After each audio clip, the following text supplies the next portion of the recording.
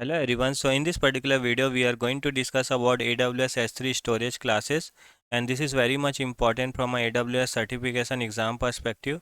Generally we will see one question regarding the storage classes, and that actually we are going to discuss today. And sometime interviewer also ask about the storage classes, so we should have a basic knowledge about the storage classes. So let us start with that. So generally in a real time in an organization we see two type of the scenario. We have a data which we access frequently. So frequently access data, and this kind of the data is generally we use for the analysis and for the development perspective. So that data is very much important, the frequently accessed data. And the second scenario is like infrequent data.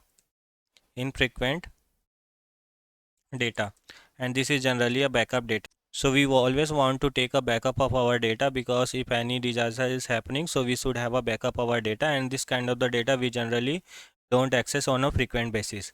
So one scenario is like data which you access frequently basis, and the second is like the data which you don't access frequently basis, which you want to store as a backup.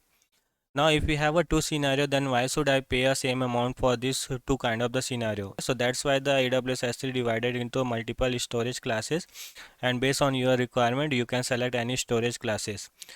So we have this different all the storage classes. So let's start discussing that. So if I will show you this particular diagram, this will give you overall idea. So we have a multiple classes, and in this multiple classes, if you will see, we have a S3 standard. So S3 standard is nothing but a this particular storage classes generally we use in a general purpose, where actually we want to retrieve our data on a frequent basis. So if you have a scenario where you want to retrieve our data on a frequent basis, then we go for the S3 standard. And if you will see, latency millisecond, whenever you will try to retrieve your data, you will get in a millisecond only you will be able to access your data.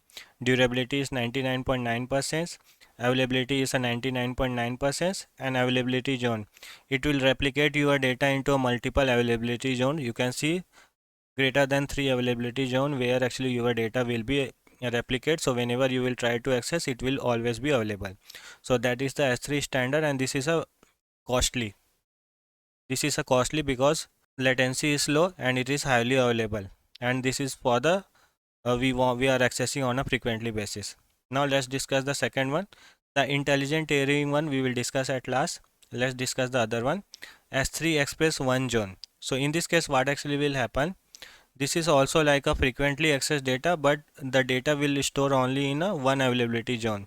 In the case of the S3 standard, your data will replicate on the multiple availability zone, but here it will only be available into one availability zone. That's why cost is also less as compared to the S3 standard.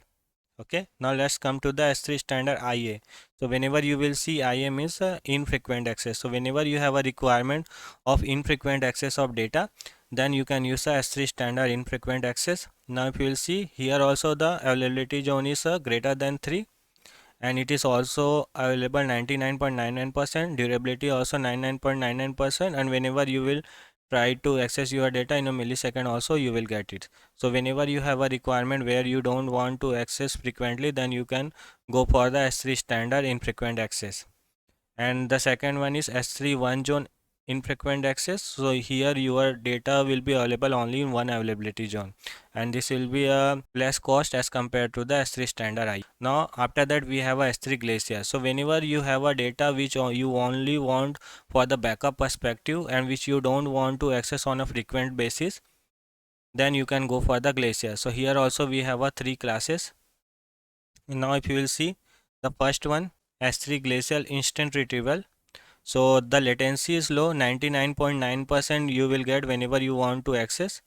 Availability zone also is greater than 3, but here you have to store at least for the 90 days, and if you are not storing for 90 days, then also you will be charged for the 90 days only. So that is the only one thing you have to remember. The second one is the flexible retrieval. Here also it will be available into multiple availability zone. It is highly durable, but it will take minutes or hours to retrieve your data. Whenever you want to access your data, it will take a minute or hour, and this is a less cost as compared to the S3 Glacier instant retrieval. Okay, and the third one is the deep archive, and it may take an hour also to get your data. So here the cost is very less, but because of the latency, it may take an hour also to retrieve your data, but availability zone will be available into the multiple data center. In the all the cases we have understand, like if you have a frequent access, then you can go for the S3 standard one. If you don't want a frequent basis, then you can go for the IA, which is nothing but an infrequent one. And if you want any kind of the backup, then you can go for the Glacier one. Okay, and based on your latency you can select this all the package. S3 standard is very costly, and then the infrequent one will come, and then the Glacier will come. Now the second one is the S3 intelligent tiering. So what actually happen, the here AWS only will decide, it will try to analyze your bucket, and based on your bucket and based on your data, actually it will try to move your data from a standard to infrequent access to a Glacier. So S3 only will decide. So if you have a frequent access, it will try to take into the S3 standard. If you have a data which is not accessing frequently, like the 60 to 90 days, it will move into the infrequent access. If it is not accessible, like 1 year or 2 year, it's not accessed, then it will move into the Glacier. So S3 only will decide. So for monitoring only they will take a charge, so it is a costly as compared to the S3 standard. Okay, so based on our requirement we can take a decision, and we can divide into the multiple storage classes. I hope you got it there. That's